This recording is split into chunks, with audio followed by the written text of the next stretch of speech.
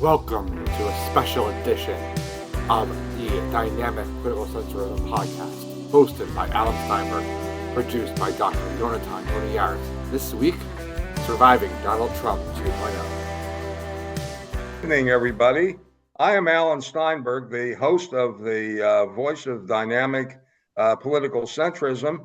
And tonight I am doing the show jointly with my producer and expert for all the technology that makes this show the success that it is, Dr. Yonaton, Yares. And we're going to talk about our own private lives to a certain extent, because people often ask each of us, what are we going to do now that Trump is in office and we have been so worried about the consequences that may be for our own private lives? And we thought this would be a good format to talk about what our private activities are and how we plan to adjust. With me is Dr. Yonaton Yares. Yoni, good evening. Good evening. It's a pleasure to do this and be more in front of the camera for a change. Yeah, absolutely. And he is very photogenic, and I am less so, but he enhances the broadcast with that. It's the beard. Okay. It's all about the beard. Well, the beard, I used to have a beard, but it never looked right. So I look better clean shaven, and that's the way I am. Meanwhile, the American public is very concerned about these cabinet appointments. It hasn't affected Trump in the polls just yet. But I would like to ask Yoni, he's a doctor of education, and he is very close to the pulse of things with university students. Which of these cabinet appointments do you think will spark the biggest negative reaction? So I have two. One is I feel like I always have to put my education hat on, and I am very concerned about what's going to happen with education across the board. We spoke a lot about this when we had the great Stephen Goldstein on.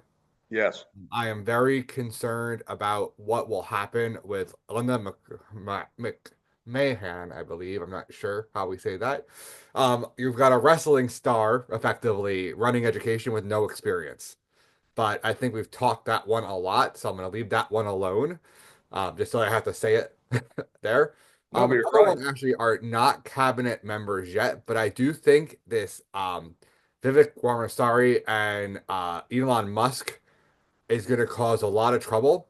They've already shown they're willing to touch the third rail of politics, with going after Medicare and Social Security. And I think as people begin to realize what this actually means, that we're not talking just about dollars and cents, but we're talking about what you have, your take-home income. It's already very expensive, especially on the East Coast, to live as a senior citizen. And if you start reducing what's coming in Social Security, reducing what Medicare covers, it's going to be a nightmare. I could not concur with you more, because thanks to Social Security, my pensions, and Medicare, I am able to live a comfortable life as a senior citizen. I'm not a wealthy person. I'm not a hurting person either, but this is a steady stream of income. I feel that I've earned it. Each of the senior citizen has earned it because he or she paid into Social Security all these years. With regard to Medicare, that has been a contract between the generations, just as Social Security has been. The greatest health problems for seniors are basically not only maintenance, but susceptibility to various diseases. And thanks to Medicare, I am able to get the finest medical care in the world. I go to Mount Sinai in New York. Medicare pays for everything, basically. I buy supplemental insurance, as most people do, but this enables me to live a comfortable life. So I'm concerned for myself and other senior citizens.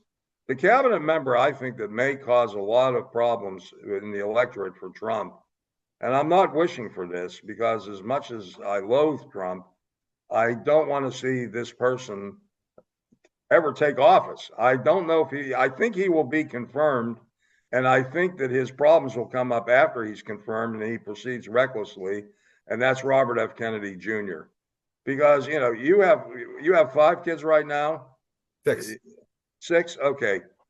How would you feel if your children had to go to public school where there would be no rules about children going in with mumps or measles and contagious diseases, and your children have to be exposed to that? So that's a big giant fear for us. My fourth child is immunocompromised.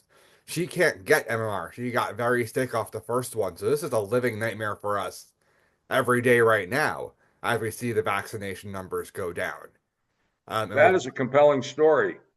yeah, with a new one coming in January, we need to have it because there is always going to be the 1 to 5% who can't get the vaccine due to reactions to it. So we need, as we learned during COVID, when we all became experts in herd immunity. Which evidently isn't working now, from what I understand. Yeah, no. So we seem to have lost in society our obligation to each other. I concur, but what will you do? I'm asking this in a very supportive way.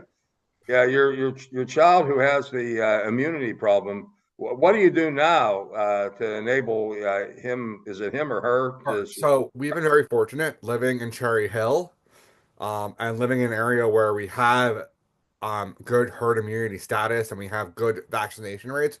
We've been sheltered, but we will have to look at alternative opportunities if we feel that she's at risk. which may mean private schools, which will be a huge expense But for you. the question of private schools is, unfortunately, the Jewish community has become one of the biggest anti-vaxxers. Well, that really bothers me. And I've made this remark about my own community, your community, the Jewish community, how they have bought into certain Trump notions is just a total violation of values that Jews have long held in America. Look, we are the people that had Albert Sabin and Jonas Salk, the fathers of the polio vaccine, which saved thousands, maybe millions of lives.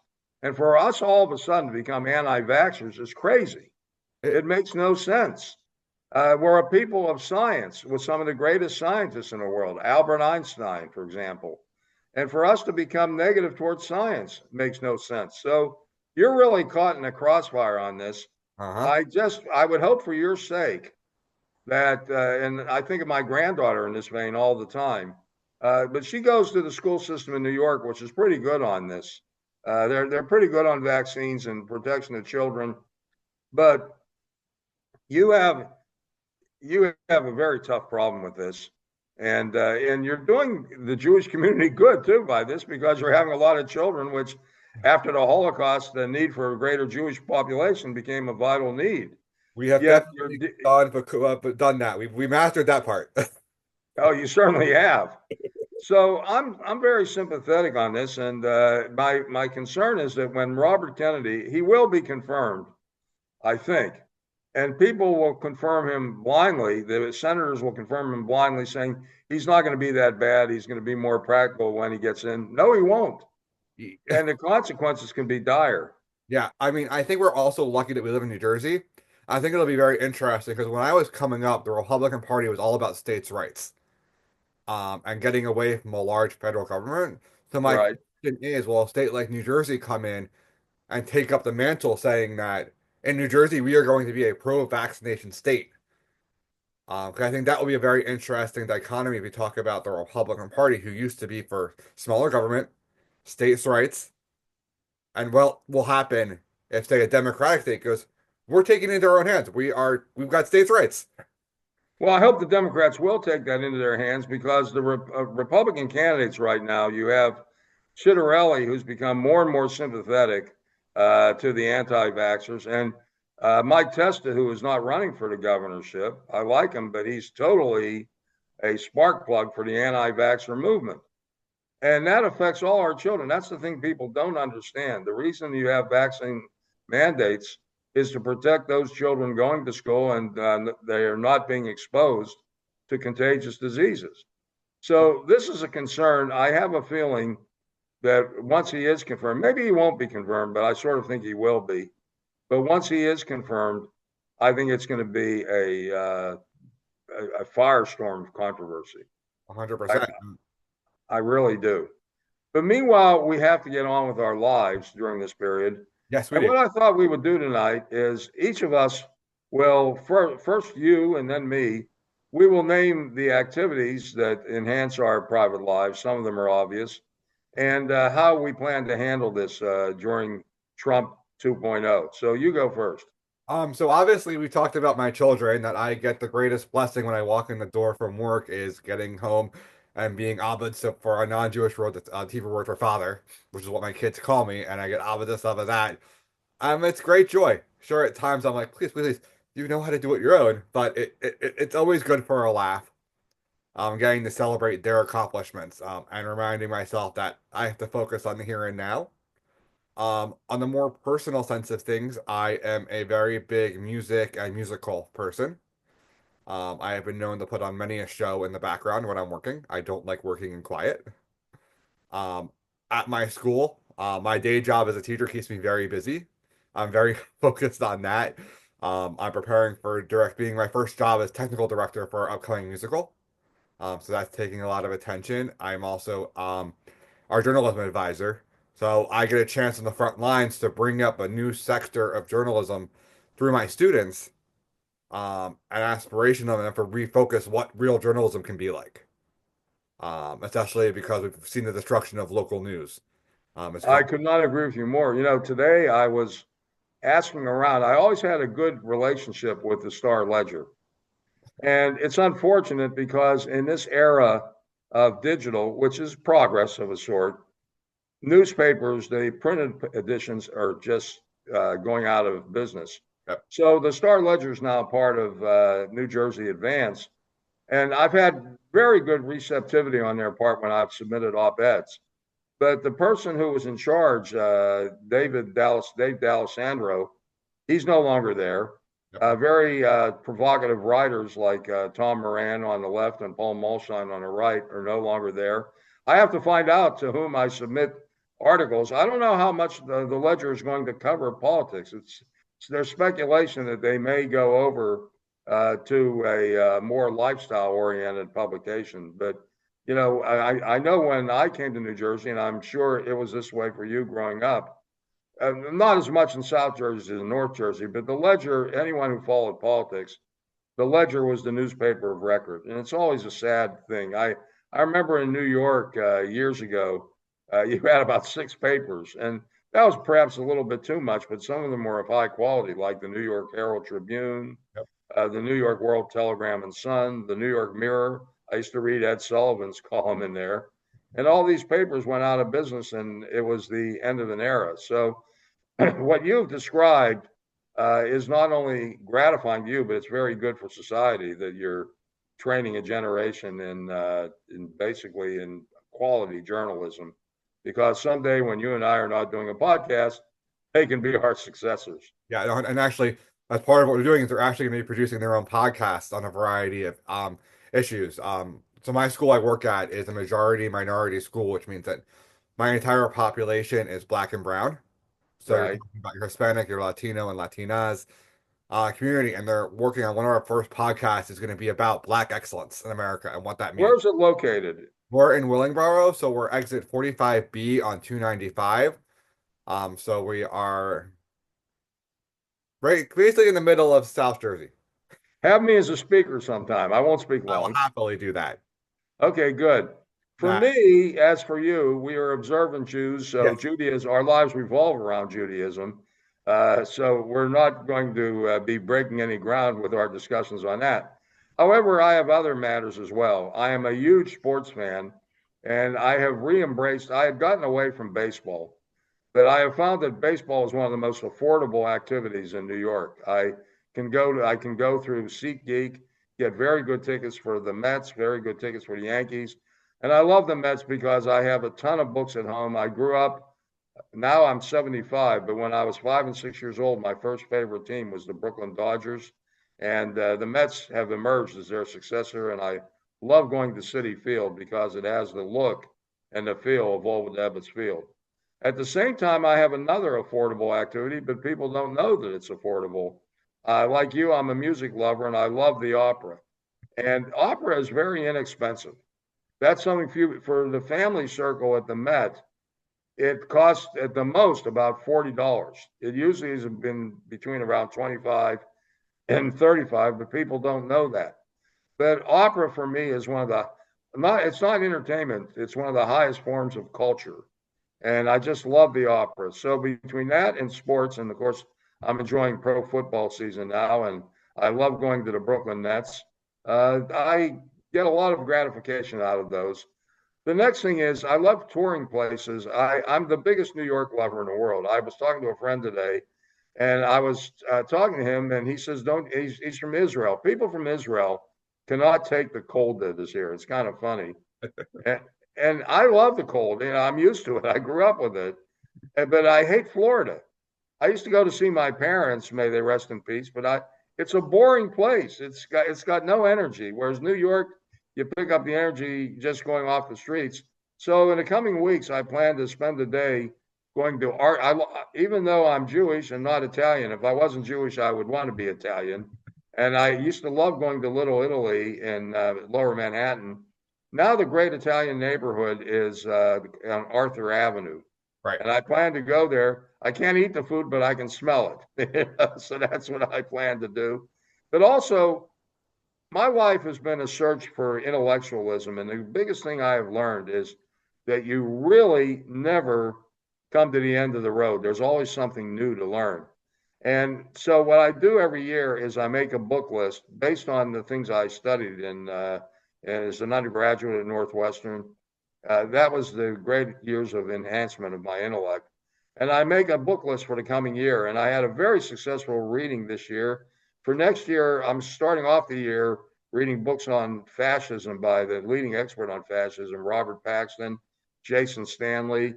And also, I'm finally getting around to reading Ruth Ben-Ghiat's book about strongmen.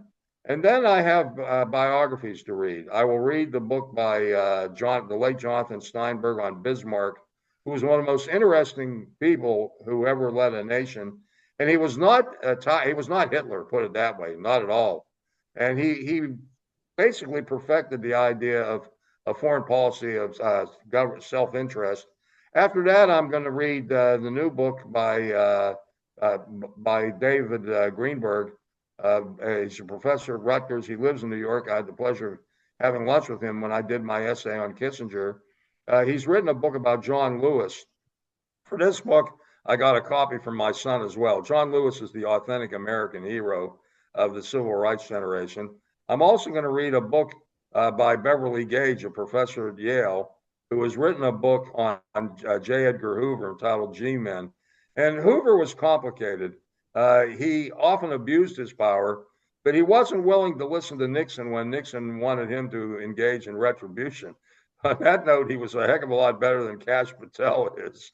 Okay, and then after that, I will read a book by Tim Snyder, who has emerged as one of my favorite professors. It's called On Freedom, where he expands the definition of freedom. So between sports and between reading and expanding my reading list, I will keep busy, and I'm not going to keep my head down. I'm not going to stop criticizing Trump, but nevertheless, I will use this as a way of basically, enhancing my life. I have a wonderful partner in Garnet, and we've enhanced each other's lives. And plus that, this is an era. I'm hopeful one thing that Biden should do before he leaves, and that would be a blanket pardon, because he's got to protect people like Jack Smith and others that Trump may go after abusively. So speaking of books, actually, I was listening to POTUS on Sirius XM today, and they referenced "It Can't Happen Here" by Sinclair Lewis. Oh, a classic. A classic that I'd heard about at some point, but it really seems to be a prevalent to what could be happening here. Apparently, Well, one book that is a precedent is Philip Roth's book, The Plot Against America. yes. There are nights when I think I'm watching that book in real time.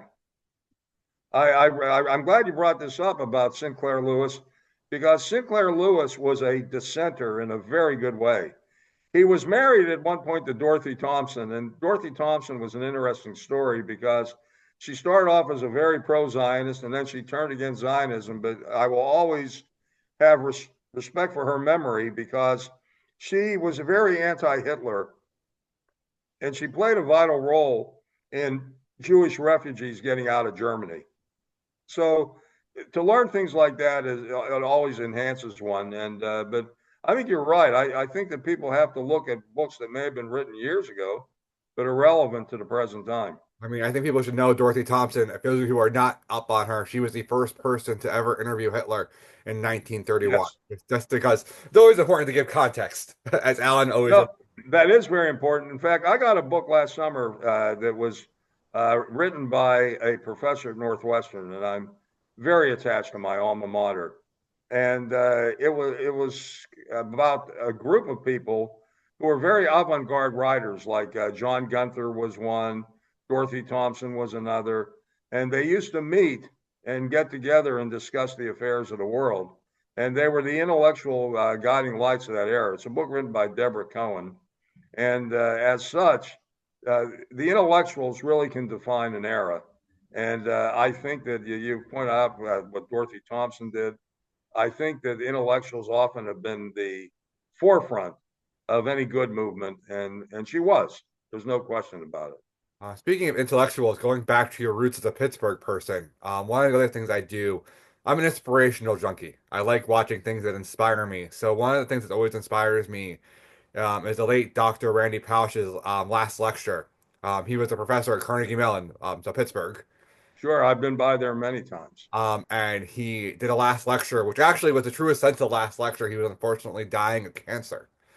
But he really puts out some important questions and uses sports a lot as an analogy. And one of the things it brings up is if someone stops telling you that you're doing something wrong, it means they stop caring about you. And that brick walls are made to stop other people.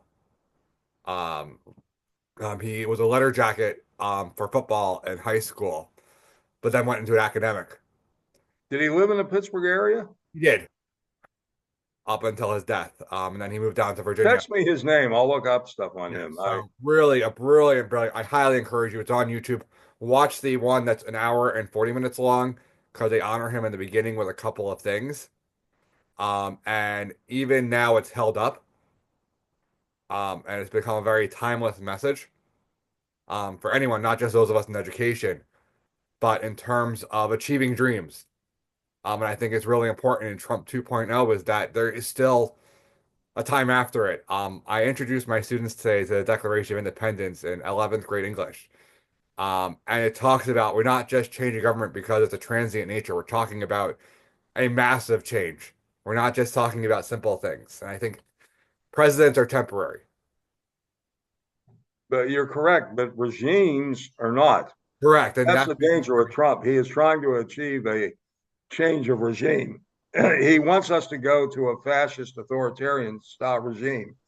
There will be resistance. I'm hopeful that the guardrails will be maintained, not just by Democrats, but by Republicans who want to remain loyal to Trump, but they're not willing to sacrifice democracy. I pray for the strict constructionalism of the Constitution to come through. Well, I agree. Look, one of my favorite intellectuals was Robert Bork. Now, Bork was interesting because he wasn't these folks on the Supreme Court. Now, this is a politically corrupt Supreme Court. They're not strict constructionalists. They're not people who follow originalism, which I follow. And the idea of originalism is interpreting a statute or a constitutional provision based upon the original understanding of it at that time. I have a very good book on originalism, both by Bork and another person who said that originalism should be understood not by how the judges at the time viewed it, but by how the public viewed it at the time. And if people stuck to originalism, if they were like Bork and they were like Scalia, we'd be okay. It would be no threat to democracy. People might dispute the holdings, but democracy would survive. I'm not so sure about the survival of democracy with the kind of court we have, which is out to basically establish total presidential prerogative in an authoritarian regime like Trump is maintaining. So the Supreme Court scares me nowadays. So the other interesting, more books, this is what you and I do. One of my favorite authors, Otherwise, we can't do this show if we don't read. is A.J. Jacobs. So he wrote the book Living the Year Biblically, where he goes and attempts to live his life by accordance to the Bible.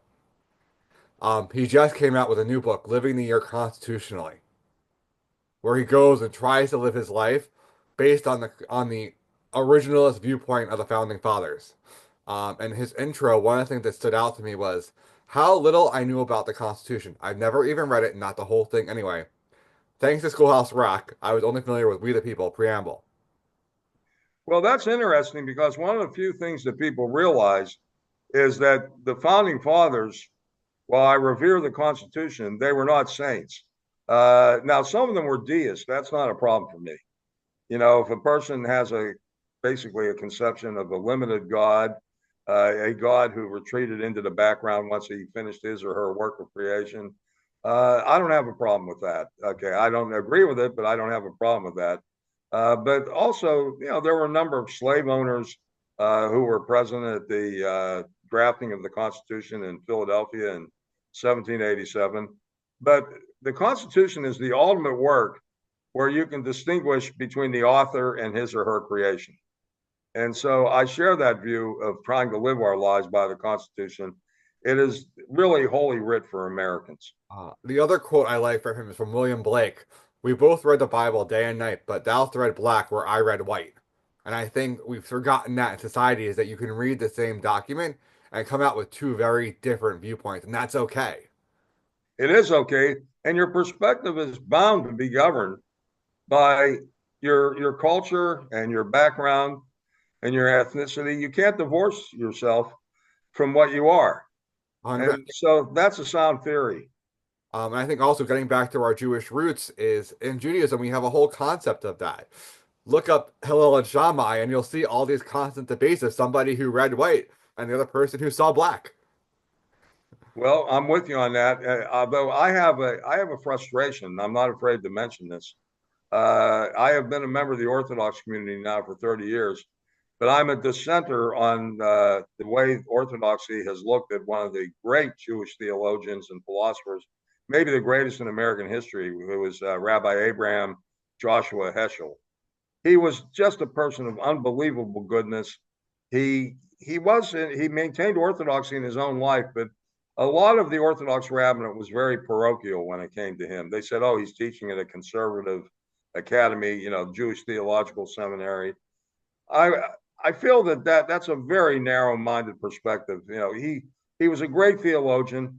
He was a hero to me, and I suspect to you, because of his dissent on the war in Vietnam, his involvement with Dr. Martin Luther King in the civil rights movement. To me, he is a Jewish hero. I read 2 books about him this past year. It's a 2-volume biography. And a friend of mine who's an Orthodox rabbi got me into it, and I was delighted that he did, because Heschel to me is a hero, and I recommend that to all our Jewish listeners out there. And I think even if you're not Jewish, I think there's a story to be told that's been lost in time about the Jewish and Black African American experience and how it was very much a shared journey, especially during the civil rights movement. But I'll tell you where it got lost, but I'm confident it's coming back. There was a lot of economic competition in terms of educational needs and business needs that really came out of the Ocean Hill-Brownsville confrontation of 1968. That was at that time, I read something in Time magazine that said that an African American is bound to have biases regarding Jews because what he confronts every day, he confronts a social worker, he confronts a policeman, he confronts a teacher, and he also can confront somebody from the government. 3 of those 4 are Jewish, and 3 of those 4 he's bound to have an adversarial relationship with.